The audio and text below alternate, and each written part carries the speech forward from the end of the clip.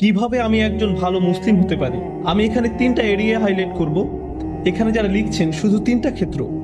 আপনি নিজেকে একটা বাস্তবসম্মত উপায়ে যেন বলতে পারেন আমি অন্তত এই 3টা জায়গাতে আগের চেয়ে ভালো এবং উন্নতি করেছি। প্রথমটা হলো ইবাদত। আমার প্রথম চিন্তাই হবে ইবাদত নিয়ে। আমার ফজর নামাজ কি আগের চেয়ে ভালো হচ্ছে? আমি কি অন্তত ঈশা আর ফজরটা সময় মতো সঠিকভাবে আদায় করতে পারছি? পুরুষদেরকে বলছি, আমি কি ফজরের জন্য উঠতে পারছি এবং মসজিদে যেতে পারছি? হয়তো এটা প্রতিদিন করতে পারছেন না, কিন্তু এটাকে একটা লক্ষ্য হিসাবে নির্ধারণ করুন। আপনাকে রাতে তাড়াতাড়ি শুয়ে পড়তে হবে। তরুণরা, আমি বলছি আপনি জীবনে কিছুই ঠিক মতো করতে পারবেন না যদি তাড়াতাড়ি না শুয়ে পড়েন। রাতে যে হুক্কা নিয়ে ওইসব উচ্চমার্গীয় কথাবার্তা আপনারা বলেন, সেগুলো এই উম্মাহকে কোনো কিছুতে সক্রিয় করবে না। আমি বলছি ওই সমস্ত গম্ভীর আলোচনা, ভালো ভালো কথা, তারপর আপনারা সকাল 10টায় ঘুম থেকে উঠে ফজর পড়ছেন। আপনার গত রাতের শর্মা আর হুক্কা নিয়ে বিশদ আলোচনা, এই উম্মাহকে ওগুলোর কারণে জাগবে মনে করেন? ঠিক সময় ঘুমোতে যান, তাড়াতাড়ি উঠুন, ঠিক মতো ফজর পড়ুন, সকালে কোরআন পড়ুন। ইন্না কুরআন আল ফাজরি কানা মাশহুদা। নিয়ম করে ঠিকঠাক মতো কোরআন পড়ুন। আমরা দুনিয়া বদলানোর কথা বলি, কিন্তু আমরা একটা দিনের কার্যক্রমও বদলাতে পারি না। আপনি যদি আপনার দিন বদলাতে পারেন, তাহলে আপনার বছরও বদলাতে পারবেন, আপনার জীবনও বদলাতে পারবেন। আপনাকে আপনার দিন দিয়েই শুরু করতে হবে। ইবাদত অর্থে আপনার সকালটাকে ফলপ্রসূ করতে হবে। ইবাদতের একটা অংশ হলো, আমি বিশেষ করে এখানে তাদের অন্তর্ভুক্ত করব যাদের দূরদর্শিতা আছে। আপনার দূরদর্শিতা, আপনার অনুপ্রেরণা আসবে কোরআনের মাধ্যমে। কোরআন আপনার হৃদয়ে থাকতে হবে। যতটুকু সম্ভব কোরআন মুখস্থ করার প্রজেক্ট শুরু করতে হবে আপনাকে। একেবারে যতটুকু পারেন, যত কমই হোক না কেন। আপনি যদি বেশি করে করতে পারেন তাহলে বেশি করেন, কিন্তু প্রতিদিন ফজরের সময় একটু কোরআন তেলাওয়াত, একটু মুখস্থ করা, এটাই আপনার দিনকে ভালোভাবে শুরু করবে। আর আমি আপনাকে গ্যারান্টি দিতে পারি, আপনি যদি এরকম করেন, শুধু সপ্তাহে একবার করে দেখেন, পার্থক্যটা আপনি দিনের বাকি সময় ধরে বুঝতে পারবেন। আপনি লক্ষ্য করবেন যে ওই দিনটাতে অনেক বেশি বারাকা আছে, আপনি অনেক বেশি কিছু শেষ করতে পারছেন, আপনার চারপাশে দরজা খুলে যাচ্ছে, অনেক সুযোগ তৈরি হচ্ছে, আপনার মন পরিষ্কার আর অনেক সৃষ্টিশীল আইডিয়া আসছে। আপনি দেখবেন আল্লাহ আপনাকে ওইসব কল্যাণ দিচ্ছেন এবং দরজা খুলে দিচ্ছেন যেগুলো আগে বন্ধ ছিল। কাজেই প্রথমটা, কতগুলো এরিয়া আমি যেন বলেছি? 3টা এরিয়া। প্রথমটা হলো ইবাদত। এটাই প্রথম এরিয়া যেটাতে আমি আরো ভালো করতে যাচ্ছি। দ্বিতীয় এরিয়া, যেটার জন্য সত্যি আপনাকে ভালোভাবে খাটতে হবে, এটার ব্যাপারে মাথা ব্যথা থাকতে হবে, সেটা হলো শিক্ষা, জ্ঞান। কিভাবে আমি এই এরিয়াতে আমার জ্ঞান বাড়াবো? আমি জ্ঞানকে ইবাদত থেকে আলাদা করে দেখি, কারণ কিছু কিছু মানুষ জ্ঞান অর্জনের উপর এত বেশি ফোকাস করে যে তাদের ইবাদতের অবস্থা হয় খুবই শোচনীয়। তারা ইবাদত করে না, তাদের ধারণা তাদের জ্ঞানই ইবাদতের শূন্যস্থান পূরণ করে দিবে। তারা অনেক তাফসির পড়ে, অনেক তাজউইদ জানে, কিন্তু তারা এমনকি তাদের সালাতেও কোনো মনোযোগই দেয় না। তাহলে সেই জ্ঞান আছে কিসের জন্য? আমি অগ্রাধিকার ভিত্তিতে এগুলো উল্লেখ করেছি। প্রথমটা ইবাদত, দ্বিতীয়টা জ্ঞান। আমি বলছি না যে আপনারা আলেম হন এবং শরীয়তের উপরে ডিগ্রি নিন। যারা করছেন তাদেরকে অভিনন্দন জানাই। আমি এখানে সবার কথা বলছি। এখানে সবাই মুফতি বা আলেম নাও হতে পারেন, কিন্তু আপনাকে শিক্ষিত মুসলিম হতে হবে। আপনার ইসলামের উপর অন্তত প্রাথমিক পর্যায়ের বিদ্যা থাকতে হবে। আমি এখানে সবার কথা বলছি। তাই আপনার জন্য আমার পরামর্শ হলো, বছরের শেষ বা আগামী বছরের মধ্যে আপনি কিছু অন্তত পড়েন, কিছু অন্তত পড়েন। আপনি সিরাহ পড়ুন, নবী মুহাম্মদ সাল্লাল্লাহু আলাইহি সাল্লামের জীবনী একবার। আর আপনার প্রতি বছরই এটা করা উচিত। আসলে আপনার আলাদা আলাদা জায়গা থেকে পড়া উচিত। প্রতি বছর সিরাতের উপর আপনার পড়াশোনা করা উচিত। সত্যি সত্যিই পড়ুন। আমাকে জিজ্ঞেস করবেন না সিরাতের উপর কোন বই পড়বেন, সবই পড়ুন।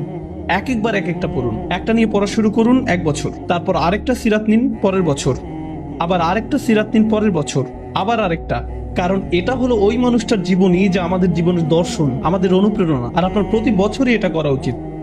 আপনাকে এগুলো বারবার পড়তে হবে। এটা আপনার শিক্ষার অংশ। এটা আপনাকে চিন্তা ভাবনা করার এবং সেটা আপনার জীবনে প্রতিফলিত করার সুযোগ করে দিবে, দরজা খুলে দিবে। সিরাত পড়লে এর মধ্যেই পাবেন কিছু সহজলভ্য এবং অসাধারণ রিসোর্স। আমার মনে হয় না এগুলো খুঁজে পেতে আপনার কষ্ট হবে ইনশাআল্লাহ। একই সাথে আপনার কিছু বাস্তবিক অর্জন থাকতে হবে। একই বছর আপনাকে প্রকৃত অর্থেই কোরআন থেকে কিছু অর্জন করতে হবে। আমি এখনো জ্ঞানের এরিয়ার ভিতরে আছি। প্রথম এরিয়া হলো ইবাদত, আর দ্বিতীয়টা হলো জ্ঞান বা শিক্ষা। এই এরিয়াতেই আপনাকে কোরআন থেকে কিছু প্রকৃত মুনাফার ক্ষেত্র তৈরি করতে হবে। ধরুন এই বছর আপনি ঠিক করলেন আপনি সূরা কাহফ মুখস্থ করবেন, কাজে এটা একটা লক্ষ্য স্থির করুন। এটা একটা লক্ষ্য স্থির করুন, এই বছর আমি সূরা কাহফ মুখস্থ করব। তার মানে হলো আমি এই সূরা মুখস্থ করব, এর অনুবাদ পড়ব, এর তাফসীর পড়ব, এটা শব্দগুলোর অর্থ বুঝবো, সূরা কাহফের উপর লেকচারগুলো, প্রবন্ধ, পেপার যাই পাওয়া যায় তার সবই নিব, সবই শেষ করব। আমার জন্য এটাই সূরা কাহফের বছর। পরের বছর হতে পারে সূরা আর রহমানের বছর, তার পরের বছর সূরা বাকারার বছর, কয়েকটা সূরা হতে পারে একই বছরে, কিন্তু প্রতি বছরই আপনি কোরআনের মধ্যে থেকে কিছু না কিছু লাভ করুন। এটা বাস্তব। এটা বলবেন না আমি কোরআন পড়েছি, এটা করবেন না। যে কোনো একটা প্যাসেজ নিয়ে পড়া শুরু করলেন, একটা সূরা বা কয়েকটা সূরা নিন, সেগুলোতে ফোকাস করুন। মুসলিম যুবকদের জন্য আমার সবচেয়ে বড় সমালোচনা হলো যে তারা ফোকাস করে না, একটা বিষয়ের উপর ফোকাস করেন। এটা ভালোভাবে বুঝেন, পরে যখন আপনি দেখবেন আপনি বলবেন আলহামদুলিল্লাহ, এই বছর আমি আরো একটা সূরা মুখস্থ করেছি, আরো 2টা সূরা মুখস্থ করেছি, আরো 3টা সূরা মুখস্থ করেছি। আর যখন আপনি কোনো একটা সূরা পড়েন, শুধু এটার অর্থ মুখস্থ করবেন না। কোনো ছাত্র আমাকে এসে জিজ্ঞেস করে আপনার ধারণা কোনটা বেশি গুরুত্বপূর্ণ, কোরআন বোঝা নাকি মুখস্থ করা? আমি বলি কিভাবে আপনি ভাবেন যে এই দুটো আলাদা? কেন এরকম মনে করেন? আপনি জানেন কেন আমরা কোরআন মুখস্থ করি? যেন আমরা বারবার সেটা বলি। আর যখন আপনি কিছু বারবার বলতে থাকেন, তখন সেটা নিয়ে আরো বেশি চিন্তা করার এবং সেটা আপনার কাজে প্রতিফলিত করার ব্যবস্থা করে দেন আল্লাহ। যখন আপনি কোনো কিছু 10 বার বলতে থাকেন, তখন আপনি এমন কিছু লক্ষ্য করেন যে আপনি 9 বার বলার সময় করেননি। আল্লাহ আরো অনেক দরজা খুলে দেন। আল্লাহে কোরআনের জন্য এটা খুবই সত্য। যত বেশি আপনি পড়বেন তত বেশি বুঝবেন, আর যত কম পড়বেন তত কম বুঝবেন। এটা অন্য কোনো বইয়ের মতো না। কোরআন বোঝার ভিত্তি হলো কোরআন মুখস্থ করা। আল্লাহ আরো অনেক দরজা খুলে দেন। আল্লাহে কোরআনের জন্য এটা খুবই সত্য। কাজেই যে সূরা আপনি পড়তে ও বুঝতে চাচ্ছেন, ভালো হয় সেটা মুখস্থ করে ফেললে। এই দুটো সবার আগে। তো আমি সিরাত নিয়ে বললাম আর কোরআন নিয়ে বললাম। এবার ইলেকটিভ বা নির্বাচক, ধরেন এটা আপনাদের জন্য এই বছরের ইসলামিক সেমিস্টার। এই সেমিস্টারে ঐচ্ছিক কাজে যুক্ত করেন। অন্তত 3 থেকে 4টা দোয়া আপনি পড়লেন, মুখস্থ করলেন, আর সেগুলো আপনার দিনের একটা অংশ হয়ে গেল। নবী সাল্লাল্লাহু আলাইহি সাল্লামের কিছু দোয়া মুখস্থ করা, এটা একসময় আপনার দিনেরই অংশ হয়ে যাবে। এখন আমি জ্ঞানের সাথে সেটার চর্চাও সংযুক্ত করেছি। এ ধরনের জিনিসগুলো আপনি যুক্ত করে নিতে পারেন। আসলে এই 3টা এরিয়া যে আমি বলছি, আমি অন্যগুলো কিন্তু উল্লেখও করিনি। আমি জানি ফিকহ, আকীদা, তাফসীর এগুলো জ্ঞানের অংশ, কিন্তু আমি শুধু 3টা এরিয়ার কথা বলেছি ইচ্ছা করি। কারণ এই 3টা জিনিসই সরাসরি আপনাকে ভালো মুসলিম করে তুলবে। সাথে সাথে এগুলোর একটা কার্যকরী প্রভাব আপনার উপর পড়বে। আপনার সালাত আগের চেয়ে আরো বেশি ভালো হবে, কারণ আপনি যে কোরআন পড়ছেন সেটা আপনি এখন বুঝেন। নবী সাল্লাল্লাহু আলাইহি সাল্লামের জন্য আপনার ভালোবাসা বাড়ছে, কারণ আপনি তার জীবনী প্রতি বছর পড়ছেন। কাজে যতবার আপনি সালাওয়াত করবেন, এটা আরো আন্তরিক হবে। এই সালাওয়াত আপনি আরো গভীরভাবে অনুভব করবেন। দোয়ার জ্ঞান আপনাকে আল্লাহর আরো কাছে নিয়ে আসছে, কারণ এখন আপনি জানেন আপনি তার কাছে কি চাচ্ছেন। এটাই হলো জ্ঞান। তো প্রথমটা ছিল ইবাদত, আর দ্বিতীয়টা হলো জ্ঞান। আশা করি আপনারা দেখেছেন কিভাবে আমি এই দুটোকে একীভূত করলাম। যদিও আমি প্রত্যেকটাকে আলাদা রেখেছি, একটা অন্যটাকে সাহায্য করেছে। আপনার জ্ঞান যদি আপনার ইবাদতকে সাহায্য না করে, আমি জানি না সেটা আসলে সত্যিকারের জ্ঞান কিনা। আমি জানি না দিনের ব্যাপারে এটা আসলে সত্যিকারের জ্ঞান কিনা। এরপর আছে তৃতীয় এরিয়া, এটা হলো সার্ভিস বা সেবা। ওইখানে আপনাকে বুঝতে হবে, কিছু সময় ঠিক করে নিতে হবে। সপ্তাহে একদিন, হয়তো সাপ্তাহিক ছুটির দিন, কিংবা মাসে একবার আপনাকে কিছু সেবামূলক কাজ করতে হবে। মানে মানুষকে সাহায্য করা। তার মানে এই না যে আপনাকে এটা ইসলামিক ব্যানারের মধ্যেই করতে হবে। আপনি যদি স্বেচ্ছাসেবা দিতে চান, মানবতার জন্য কিছু করতে চান, এটা দেখতে খুবই ভালো লাগবে যে একজন মানুষকে আপনি সাহায্য করছেন। খুবই ভালো লাগবে। আমাদের সবকিছু নিজেদের ব্যানারেই করতে হবে এমন কোনো কথা নেই। মহৎ উদ্দেশ্যেই ভালো কাজই, সেটা খ্রিস্টানরাই করুক, ইহুদিরাই করুক, আর গেটস ফাউন্ডেশনই করুক, সেটা কোনো ব্যাপার না। যদি উদ্দেশ্য ভালো থাকে, আপনি সেটাই অংশ নিতে পারেন। আসলে ব্যক্তিগতভাবে আমি মুসলিমদেরকে পরামর্শ দেই সেসব ভালো কাজে অংশ নিতে যেগুলো অমুসলিমদের দ্বারা পরিচালিত হয়, যেন তারা দেখে যে মুসলিমরাও এসব ব্যাপারে কেয়ার করে, এবং এর মাধ্যমে তারাও সুযোগ পাবে ইসলামের ব্যাপারে প্রশ্ন করতে। এটা তাদের একটা সুযোগ দেয়। কাজী স্বেচ্ছাসেবা দিন, সাহায্য করুন, এমন কিছুর অংশ হন যেটা আপনার মনপ্রাণে ভালো লাগে। শুধু আপনার জন্যই সেটা করুন, প্রচার করে বেড়াবেন না, এটা নিয়ে টুইট করবেন না, আজকে স্বেচ্ছাসেবা দিয়ে আসলাম, খুবই ভালো লাগছে, আলহামদুলিল্লাহ, বড়াই করছি না, এরকম করবেন না। শুধু আপনার জন্যই করুন। এটা আপনাকে একজন ভালো মানুষ করবে, একজন ভালো ব্যক্তিতে পরিণত হবেন আপনি। আর বাবা মায়েরা, আপনাদের যাদের বাচ্চা আছে, বিশেষত টিন এজ ছেলে মেয়ে, আপনি যদি তাদেরকে এই ধরনের কাজে উৎসাহ দিতে পারেন, কাউকে সাহায্য করার কোনো বিষয়ে জড়িত হওয়া আসলে টিন এজ বাচ্চাদের জন্য খুবই গুরুত্বপূর্ণ। এটা তাদের মানসিক পরিপক্কতা তৈরি হওয়ার একটা অংশ। কারণ টিনেজ তরুণরা, শুধু মুসলিম তরুণরাই না, সাধারণভাবে সব তরুণরাই আত্মনিমগ্ন থাকে। তাদের দুনিয়াটা তাদের নিয়ে। তারা কিভাবে দেখে তাদের বন্ধুরা, তাদের ফেসবুক স্ট্যাটাস, তাদের কতজন বন্ধু আছে, যাই হোক না কেন, ওই বয়সে এটাই তাদের কাছে গুরুত্বপূর্ণ। তারা খুবই ক্ষুদ্র মনা ধরনের। আপনি যদি ওই বয়সে তাদেরকে এরকম মানসিকতা থেকে টেনে বের করতে পারেন, তাদের নিজেদের বাইরেও অন্য কিছুকেও কেয়ার করতে শিখান, অন্যদের সাহায্য করতে বলেন, মানুষের কষ্ট বা ভোগান্তি আসলে কেমন আর এইসব ক্ষেত্রে সাহায্য করতে বলেন। উদাহরণস্বরূপ কিছুদিন আগে একটা প্রাকৃতিক দুর্যোগ হলো, একটা ঝড় নিউ জার্সি আর নিউ ইয়র্কে আঘাত করলো। আপনার থেকে খুব একটা দূরে না, ওইখানে সাপ্তাহিক ছুটিতে রেড ক্রস বা অন্য কারোর সাথে যে সাহায্য করতে পারেন। যাদের বাড়িঘর ধ্বংস হয়ে গেছে, গাছপালা রাস্তায় পড়ে আছে, রাস্তা বন্ধ হয়ে গেছে, যেটাই হোক আপনি সাহায্য করে চলে আসেন। আপনি যদি সেটা করেন, আমি আপনাকে বলছি এটা আপনাকে আল্লাহর যত নিকটে নিবে আর কোনো কিছুই ততটা করবে না। আপনি যদি এই তিনটা জিনিস করেন, আপনি তাহলে অন্তত মূল ভিত্তিটা স্থাপন করলেন জীবনে কিভাবে ভালো করা যায়। এটা আপনার জীবনের লক্ষ্য না, অন্তত এগুলো আপনি করতে পারলে জীবনে ভালো কিছু অর্জন করতে পারবেন। তো আপনি যখন বসে বসে এটা শুনছেন আর ভাবছেন আমি তো বেশ বড় ভুল করে ফেলেছি, এখানে হয়তো এমন কেউ বসে আছে হয়তো ব্যভিচারের ভুল করে ফেলেছেন, আল্লাহ আপনাদেরকে রক্ষা করুন। আপনাদের কেউ কেউ হয়তো সেই পথে অগ্রসর হচ্ছেন, আপনাদের কেউ কেউ হয়তো শিরক করেছেন। সকল ধরনের অপরাধ সংঘটিত হচ্ছে আর মানুষ সকল ধরনের অপরাধে লিপ্ত হচ্ছে। আপনি যদি তওবা করেন এবং আল্লাহর কাছে ফিরে আসেন, এই সকল অপরাধ শেষ হয়ে যাবে। কিন্তু এরপর আপনাকে ভালো পথে চলতে হবে। ও আমিলা আমালান সলিহা ফাউলাইকা ইউবাদদিরুল্লাহু সাইয়্যাতিহিম হাসানাত। অন্য কথায়, যখন আপনি আল্লাহর কাছে ফিরে আসবেন, এটা প্রকৃত অর্থেই প্রত্যাবর্তন হতে হবে, এটা কৃত্রিম হতে পারবে না। ওয়া কানাল্লাহু গফুরুর রহিমা, আর আল্লাহ সর্বদাই ক্ষমাশীল, অতিমাত্রায় ক্ষমাশীল, সর্বদা প্রেমময়, যত্নশীল এবং করুণাময়।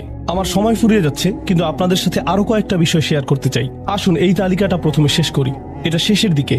কেউ বলতে পারে যে আমি শিরক করিনি, আমি হত্যা করিনি, আমি জিনাও করিনি, আমি শুধু ছোট বিষয়গুলো করেছি, যেমন আমি ফজরের নামাজ পড়িনি, একদিন ফ্রিজ থেকে আমার ভাইয়ের চকলেট মিল্ক চুরি করে খেয়েছি, বেশ কয়েকবার বাবার সাথে চড়া মেজাজে কথা বলেছি, আরেকদিন একটা পার্টিতে কিছুটা গীবত করে ফেলেছি, কিন্তু আমি হত্যা করিনি।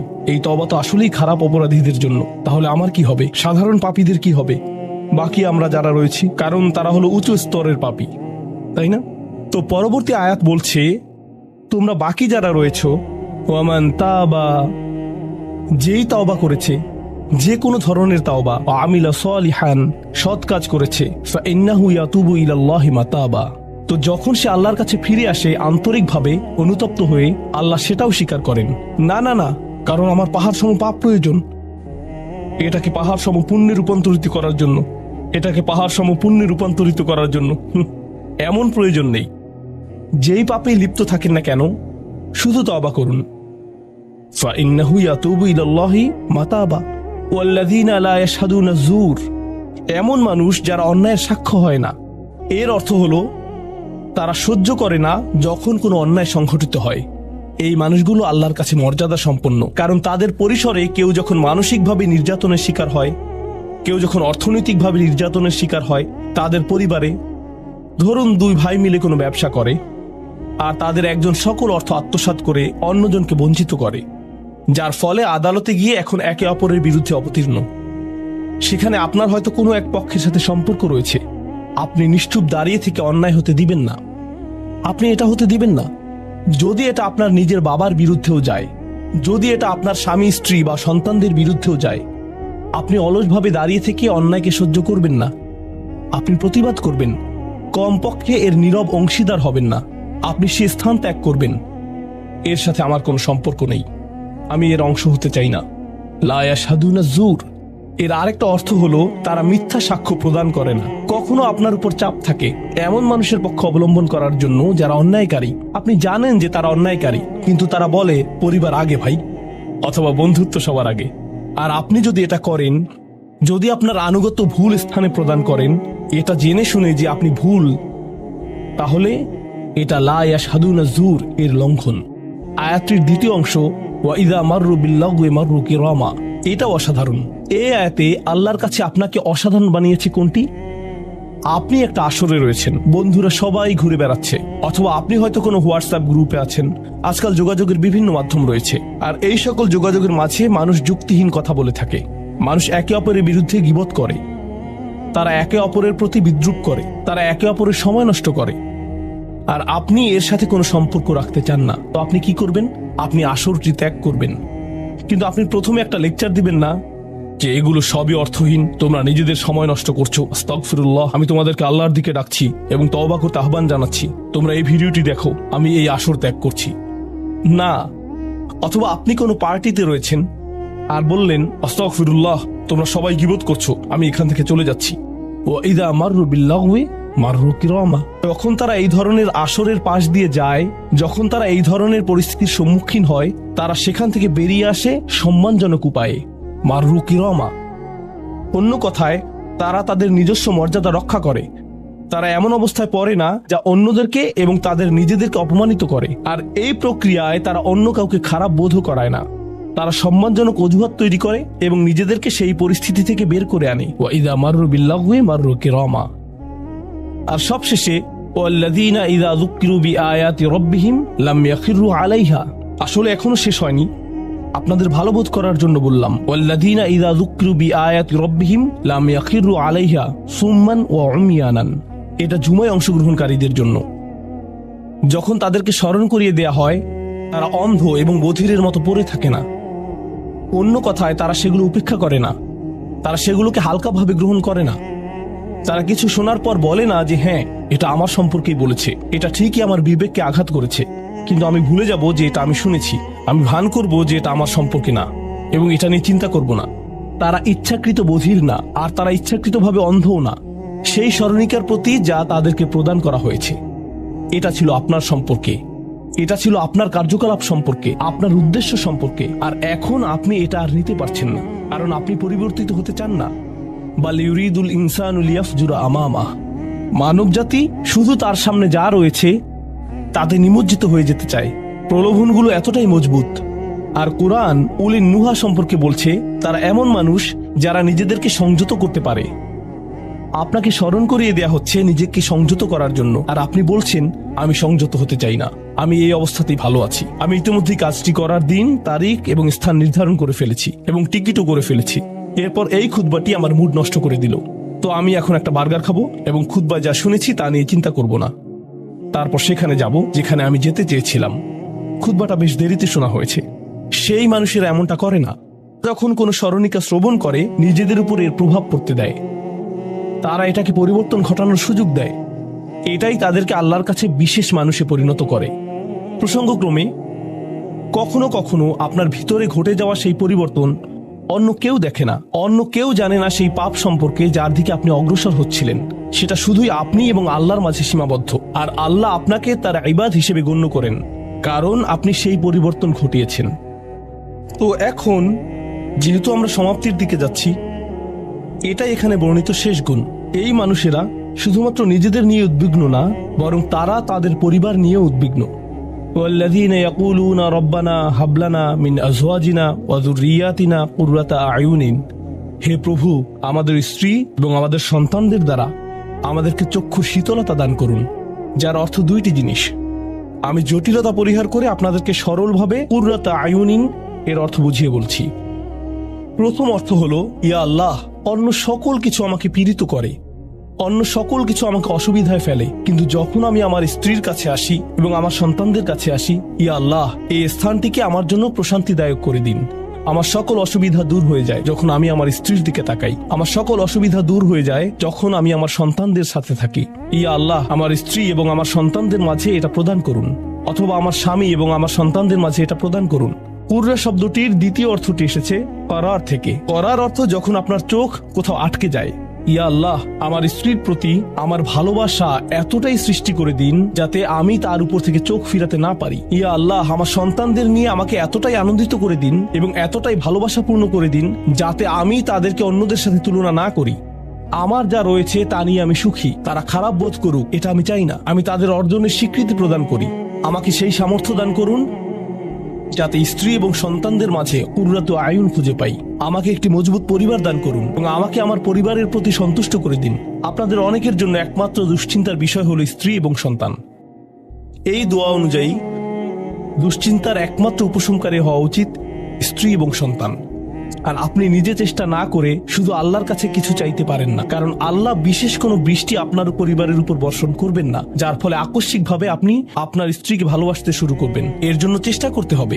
আপনার সন্তানদের সাথে সম্পর্ক উন্নয়নের জন্য আপনাকে চেষ্টা করতে হবে। এটা রাতারাতি ঘটবে না। এটা এমন জিনিস যাতে আপনাকে এবং আমাকে বিনিয়োগ করতে হবে। তো আল্লাহ আমাদেরকে সামর্থ্য দান করুন যাতে আমরা শুধুমাত্র মুখে এই দোয়া করে ক্ষান্ত না হই, বরং দোয়াটি যাতে বাস্তবায়িতও করতে পারি, কারণ আল্লাহ প্রচেষ্টার বিষয়ে জিজ্ঞেস করবেন। এমনকি সেই বিখ্যাত দোয়াটির শেষেও এটা এসেছে, রব্বানা আতিনা ফিদ দুনিয়া হাসানা ওয়া ফিল আখিরাতি হাসানা ওয়া কিনা আযাবান নার। বিখ্যাত একটি দোয়া, তাই না? আমাদেরকে এই জীবনের সর্বোচ্চটা দান করুন, পরের জীবনেরও সর্বোচ্চটা দান করুন, আমাদেরকে জাহান্নামের শাস্তি থেকে রক্ষা করুন।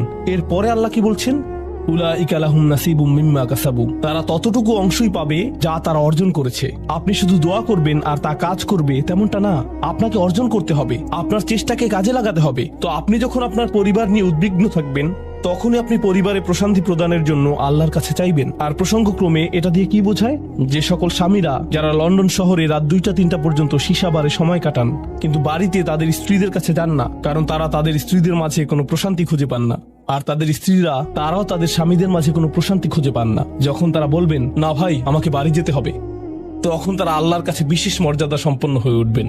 যখন তারা সন্তানদের সাথে সময় ব্যয় করবেন, সন্তানদের থেকে তাদের চোখ সরে যায় না, আর যেহেতু আপনার চোখ তাদের থেকে সরছে না, এর অর্থ আপনি আসলে তাদের সাথে রয়েছেন, এর অর্থ আপনি আসলে সন্তানদের সাথে সময় ব্যয় করছেন এবং সেটা উপভোগ করছেন। এই বিষয়টি আপনাকে আল্লাহর কাছে বিশেষ মর্যাদা সম্পন্ন করে তুলেছে। তাদের জন্যই উলাইকা ইউজজাউনাল গুরফাতা বিমা সাবারু। আর আমাদেরকে মুত্তাকিনদের নেতা হিসেবে কবুল করুন, সৎকর্মশীলদের নেতা হিসেবে কবুল করুন। আমাদের সন্তানদেরকে ভালো সৎকর্মশীল জীবন দান করুন, যার ফলে যখন আমি আপনার সম্মুখে দাঁড়াবো, ইয়া আল্লাহ, আমার পরিবারের সদস্যদের কাজের কারণে আমার সৎকর্মের পরিমাণ শুধু বৃদ্ধিই পাবে। এখন এই সব কিছুর পরে উলাইকা ইউজজাউনাল গুরফাতা বিমা সাবারু, এই মানুষদেরকে প্রদান করা হবে সুউচ্চ প্রাসাদ, তারা যে ধৈর্য প্রদর্শন করেছে তার প্রতিদান স্বরূপ। লক্ষ্য করুন, এখানে আল্লাহ বলছেন তারা যে ধৈর্য প্রদর্শন করেছে তার প্রতিদান স্বরূপ। আপনি যদি এই তালিকার প্রথমে যান, যারা তাদের জিহ্বা সংযত করে, যখন মূর্খ লোকেরা তাদের সাথে কথা বলে তারা বিনয়ী, তারা জিহ্বা সংযত করে, যারা আল্লাহ ছাড়া অন্য কারো ইবাদত করে না, যারা আল্লাহর ইবাদত করে রাতের গভীরে, এই তালিকাটি যা আমরা আলোচনা করলাম তাদের প্রত্যেকেরই প্রয়োজন অধ্যাবসায়, মজবুতি, দৃঢ়তা এবং প্রতিজ্ঞা। আর সবর শব্দটি দিয়ে এটাই বোঝায়। এই মানুষগুলো পুরস্কৃত হবেন তারা যে দৃঢ় প্রতিজ্ঞা দেখিয়েছেন তার জন্য। তারা এর জন্য প্রতিজ্ঞাবদ্ধ ছিলেন। ওয়ায়ুলাক্কাউনা ফিহা তাহিয়াতান ওয়া সালামা, তাদেরকে সেখানে অভ্যর্থনা করা হবে অভিবাদন ও সালাম সহকারে। আল্লাহ তাদের জন্য অভিবাদন প্রেরণ করবেন। আল্লাহ শুধুমাত্র তাদেরকে ভালোই বাসবেন না, বরং তিনি তাদেরকে এখন সম্মানিতও করছেন। এরা হলেন আল্লাহ কর্তৃক বিশেষ পুরস্কার প্রাপ্ত। খালিদিনা ফিহা হাসুনাত মুস্তাকাররা ওয়া মুকামা, তারা অবিশ্বাস্য সেই সম্মানের মাঝে এবং সেই সুউচ্চ প্রাসাদের মাঝে চিরকাল থাকবেন। কি চমৎকার স্থান, স্বল্পকালীন এবং চিরকালীন অবস্থানের জন্য। তো আল্লাহ এটাকে জাহান্নামের সাথে তুলনা করেছেন, তাই না? জাহান্নামীরা বলবে আমি এখানে স্বল্পকালের জন্য থাকতে চাই না, চিরকালের জন্য থাকতে চাই না। আল্লাহ বলেছেন জান্নাতের স্বাদ যদি তুমি সামান্য পরিমাণেও পাও, তুমি এটা আকাঙ্ক্ষা করবে, তুমি এটা চিরকালের জন্য চাইবে। আল্লাহ আমাদের সকলকে চিরকালের জন্য জান্নাতে প্রবেশ করান। আমরা সর্বশেষ আয়াতে এসেছি। আমি জানি যে আমি অতিরিক্ত সময় নিয়েছি, প্রশ্ন উত্তরের জন্য আপনাদের কিছুটা সময় আমার দেওয়া উচিত। আমার আর 4-5 মিনিট প্রয়োজন। শেষের এই আয়াতটি গভীর তাৎপর্যপূর্ণ। এই সূরাটির শেষ আয়াত, এটা এই অনুচ্ছেদটিরও শেষ আয়াত। এই তালিকা যা আপনাকে বিশেষ মর্যাদা সম্পন্ন করবে তার সাথে এর কোনো সম্পর্ক নেই। আয়াতটি কুরাইশ এবং গোটা মানব জাতিকে উদ্দেশ্য করে বলা হয়েছে, আর রাসূলকে বলা হলো যে কিভাবে সৃষ্টিকর্তার নৈকট্য অর্জন করা যাবে। এই তালিকা যেহেতু এখন প্রদান করা হলো, তাহলে আর সমস্যা কোথায়? কুল মা ইয়াবাউ বিকুম রাব্বি লাউলা দুআউকুম ফাকাদ কাযযাবতুম ফাসাউফা ইয়াকুনু লিজামা। এই আয়াতটিকে ব্যাখ্যা করার বেশ কয়েকটি দৃষ্টিভঙ্গি রয়েছে। আমি সরলভাবে এর কয়েকটি আপনাদের সাথে শেয়ার করতে চাই। সময় স্বল্পতার কারণে আমি ভাষাতাত্ত্বিক আলোচনায় যাব না। আমি শুধু অন্তর্নিহিত অর্থগুলোর সহজ বাংলা বর্ণনা করব।